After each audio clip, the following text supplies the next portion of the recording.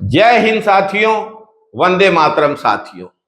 साथियों, मोदी जी आए थे छत्तीसगढ़ और मोदी जी को रुकवाया गया कहां? राजभवन में। राजभवन किसका निवास होता है? राज्यपाल का। राज्यपाल राज्य का संवैधानिक प्रमुख होता है। अगर राज्यपाल के निवास पे प्रधानमंत्री चुनाव प्रचार के लिए आने पर रुकते हैं तो इससे राज्य की सरकारी मशीनरी पर क्या मैसेज जाएगा, आप स्वयं समझ सकते हैं। पूरे पूरे राज्य के मतदाताओं को और सरकारी मशीनरी को प्रभावित करने की बहुत बड़ी चाल है ये। इससे निष्पक्ष चुनाव की परिस्थितियां दूषित हुई हैं। प्रधानमंत्री के विशेषाधिकार होते हैं और प्रधानमंत्री की सुरक्षा की आवश्यकताएं होती हैं, जिनको हम सब बखूबी समझते हैं। हमसे बेहतर कौन समझेगा जिन्होंने दो पूर्व प्रधानमंत्रियों को आतंकवादियों के हाथ गंवाया है। हमसे बेहतर कौन समझेगा जिन्होंने अपने दल के नेताओं को जीरम की घटना में गंवाया है, एक पूरी पीढ़ी को गंवाया है। ठीक उसी जगह पे जीरम हमला हुआ जहां भाजपा की सरकार ने सुरक्षा नहीं दी थी। लेकिन प्रधानमंत्री के विशेषाधिकार लोकतंत्र और निष्पक्ष चुनाव की जरूरत से ऊपर नहीं है। प्रधानमंत्री के विशेषाधिकारों और सुरक्षा आवश्यकताओं के नाम पर किसी को भी लोकतंत्र के इस महापर्व से खिलवाड़ करने और बराबरी की टक्कर की परिस्थितियों को बदलने और भाजपा के पक्ष में प्रभावित करने की अनुमति नहीं दी जा सकती। आखिर राज्यपाल ही तो कार्यपालिका के प्रमुख हैं और चुनाव के कार्य में लगे हुए सारे अधिकारी कर्मचारी राज्यपाल के निर्देशों पर, राज्यपाल के नाम पर ही सारे कार्यों को संचालित करते हैं। मोदी जी के लिए, मोदी जी के रात्रि विश्राम के लिए हर सुख सुविधा का ध्यान रखा जाना था, उनकी सुरक्षा का ध्यान रखा जाना था, लेकिन राजभवन में नहीं, किसी अन्य स्थान में।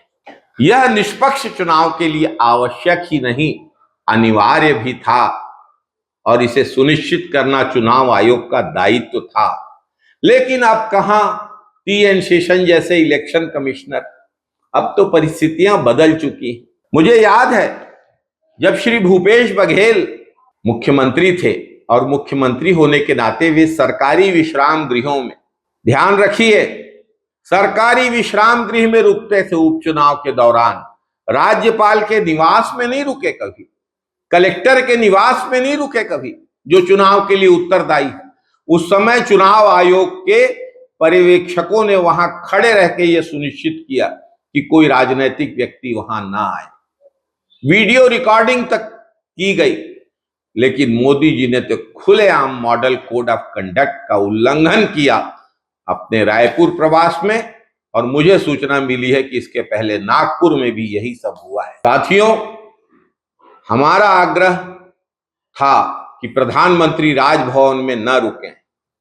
इसके पीछे हमारा ध्येय था कि छत्तीसगढ़ में निष्पक्ष चुनाव हो सके, लेकिन दुर्भाग्य से इतनी संवेदनशीलता बरतने का काम प्रधानमंत्री जी ने भी नहीं किया और चुनाव आयोग ने भी इस मामले में आवश्यक और समुचित कार्यवाही करना जरूरी नहीं समझा।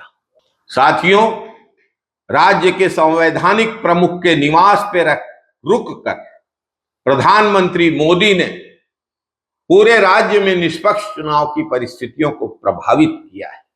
जब राज्य में निष्पक्षता, चुनावों की निष्पक्षता प्रभावित हो चुकी है, तो ऐसी स्थिति में इस बात को मैं रेखांकित करके कहूंगा कि यदि भाजपा की एक भी सीट आती है लोकसभा चुनाव में, तो जो भाजपा का निर्वाचित लोकसभा सदस्य होगा उसके निर्वाचन को हम चुनौती देने का काम करेंगे। हम न्यायालय की शरण में जाएंगे और इस अन्याय के खिलाफ अपनी आवाज उठाएंगे। जय हिंद साथियों, वंदे मातरम साथियों। साथियों, यदि आपको हमारे इस YouTube चैनल की बातें अच्छी लगती है, Congress the real voice of India, तो आप हमारे इस YouTube चैनल को सब्सक्राइब करिए, बेल आइकॉन दबाइए, इस पर कमेंट करिए, इसे शेयर करिए इसे पोस्ट करिए। बहुत बहुत धन्यवाद।